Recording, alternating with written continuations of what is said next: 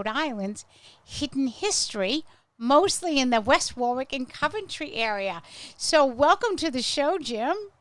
Thank you. Glad to be here. I've been looking to get on a podcast for a while. Great.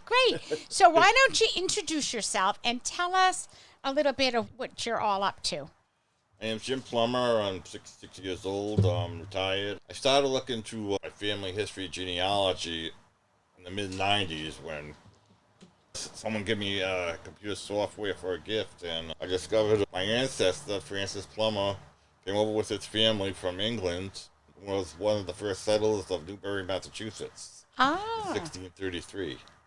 Wow. But the Plumbers go way back. Imagine after 400 years, they're all over the place. Great. So then how did they all get to Rhode Island? My great-grandfather worked in the mills, and so we came here from Massachusetts to Rhode Island to work at the textile mills, which were big back then. And we settled here. He married an Irish Catholic, and he became Catholic. From that generation on, we've been here. You like to keep your focus on Coventry and West Warwick. Tell us some of the things you've learned about that area that we wouldn't know. West Warwick has the Pawtucket River running through it north and south. Yeah. And that was a big draw for the textile mills way back. I can imagine how someone from like the Midwest comes over here and sees all these little villages. They were all formed because of the mills. Sure. Which were formed around the river. Which were formed by the river. That's how the mills were powered way back by water. Yeah. Or it's like, today a lot of the old mills are being converted into high-priced condos, which is good. I'd rather see that than them being demolished and something else put up. That's true. When did the manufacturing decline really begin in that area, Jim? I would say 1920s, Yeah. 30s, around there. Because there was a train that went by and would drop off people to the mills, pick up product or whatever. Yeah. And went up to New York somewhere. Yeah. Back down. It was not one of the big railroads, but today most of those railroad tracks are a bike path. A bike path. So that supported the manufacturing business. Yeah. And then what killed it? Probably cheap labor overseas. Changing times. Or down south. I think a lot of the mills Did it cheaper? in the early 20th century moved down south for cheaper labor. Yeah. In the beginning, most of the mill workers came off the farms, the local farms. Oh, the big Villages. change. And then after the Civil War, or during the Civil War, you had the immigrants. I think like the Irish were like big areas in some parts of West Warwick. You had people coming in from Coventry off the farms to work in mills because it was more structured when you get a place to live. That was and that if big you ever shift. you only sold to the company store, and most of them did, if not all, because the mill owners owned the store, so everything was from them. Yeah. But then I don't know if it was during or after the Civil War. The Irish came in the 1860s or before that. Right about So we had the Irish working there, like parts of West Warwick. Had a lot of French Canadian working in the mills. Yep. Interesting. Then you had up to the 1960s. West Warwick had an Irish section, a Portuguese section, an Italian section, a French Canadian section, and each one had their own church and own community. And not so much today. Not so much today. Cool. So I was in Coventry about 5 years ago, and I came across that great store there. It was like going back in time. The General Store in Coventry. Do you know this one? And now it's been recently redone. It's right on the bike path, but it was like a feed store. It was like going back way in up time. in Coventry, Yeah. at the end of the bike path. Yeah, and so now that's gone, but that was like I guess the family, moved the on. older people retired, and the younger ones, which usually happens with a family-owned business, don't want to do it. And now it's more catered toward the bike path and bikes, but that's good. But that old store was fun to go to. Oh, it was. And they had great grinders there. Yes, they did. So what are some things about Coventry you want to tell us? There's the village of Washington, which was a mill village, which the bike path goes by on the same river, and they had the big mill there. The Greens, they came originally from Warwick. And they owned a lot of mills and stuff in Warwick, Coventry, West Warwick. Is that the Nathaniel Green family? It's the same family, but Later. you're like a cousin. Later. Yeah, okay. Great. And so you're researching a book that you brought in. Lost Soul. It's about the Confederate soldier in England. They were all the way up here fighting, huh? No. He was wounded, I forget in what battle. Yeah. In the lungs. Okay. Very much acceptance back then. Sure.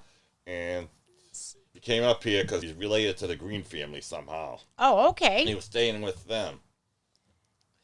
And when he died not too long after the war was over. He's buried in the Greenwood Cemetery, which is up on Fairview Avenue in Coventry. This is a privately owned cemetery, which is still active. A lot of historical graves in there, right? The only thing that I found out, because I met the author, Les, he's in a nursing home now. Okay. But I met him a few times, and he was telling me that the only marker for his grave was just his initials. 20 years after the war, I think was still a lot fresh back then. I used to do a thing, there's an online site called Find a Grave. Okay, so you go on Find a Grave? And you take a picture of the gravestone, and usually there's someone who can make the thing on it, on the site. A lot of times it's someone that's already made it, going through, found out the information, you just put the picture on, or you can edit the information or whatever. So it's recording some kind of history. I'm doing my own family genealogy. It's funny, but graveyards are full of information because sometimes you get more information from the gravestone than you get from anything else, you know. It's true, and I've done some work on Ancestry.com, and when you find the grave and it's the right name and the right date, that's when it's a fact. It's a fact. I use the Ancestry, and I use the free one, the LDS search. Yeah. You got to use different sources because you always got to check your information. Absolutely. So have you found his grave? Yes. Okay. Right now, after he did the book, he met the ancestors. He went down south and he did the whole deal. And they came up and did a whole ceremony and stuff. What state does Les live in? Is he in Rhode Island? He's in Providence. The story behind that was I wanted to find him and do a little podcast with him or something and hear his story. And because he used to work for the town of Warwick. And so I contacted them and he told me he was in a warehouse. And I said, oh, shucks, meet him, whatever. So about a year after I did that, I found him on Facebook and I friended him. And we started a conversation. And I went to visit him 2 or 3 times and stuff. And he was telling me about it. That's great. So you're on Facebook. Yes. And then that's how you kind of learn stuff and get information? One of my goals, it takes me forever because there's so many plumbers, but you're always trying to move ahead forward and connect people.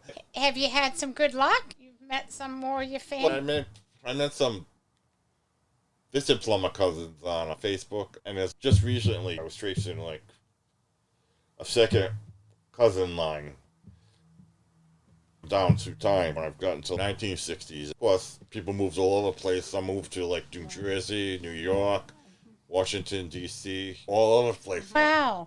Keep it up and maybe you will discover them. Definitely.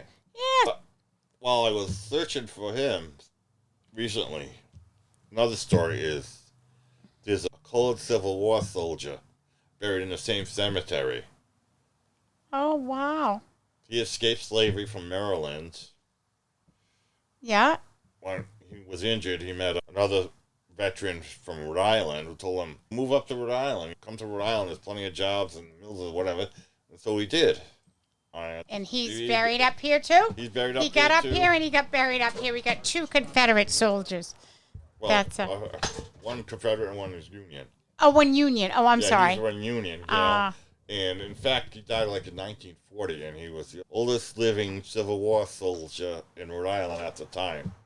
Wow, So he was that's like in his cool. 90s when he died. Yeah, that's cool. So I'm trying to trace his family. Can you imagine that being the only colored person here in Rhode Island, and he had a family, he had a big family. I've been able to trace a couple of his daughters. Oh, so you haven't found anyone alive in his family No, yet? Oh. there are relatives, but I haven't traced his immediate family a couple of generations back. Well, we wish you all the best doing that. And in closing, is there anything else you want to add? Or? Just that there's a lot of hidden history around it. I used to drive by the old mills and wonder how many people slaved away in those mills for years and years. So trying to eke out a living. Yeah, it's a huge part of our history. And It's just funny, like I worked at an old mill in West Warwick, and there was this one bathroom there that we could use, and it was just like a hole in the wall, enough for you to stand up and go to the bathroom and turn around. Yeah. There was no room to sit down